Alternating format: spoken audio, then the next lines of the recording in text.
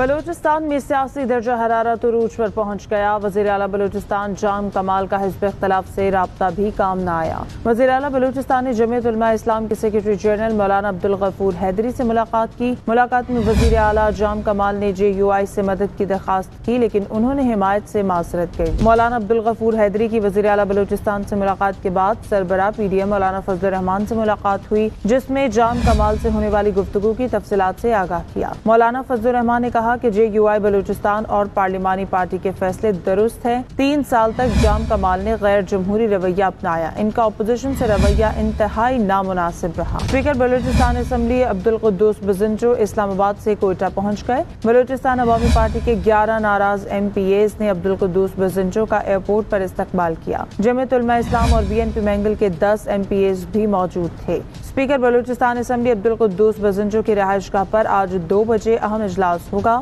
وزیر اعلیٰ بلوچستان جام کمال کے خلاف تحریک عدم اعتماد پر مشاورت ہوگی۔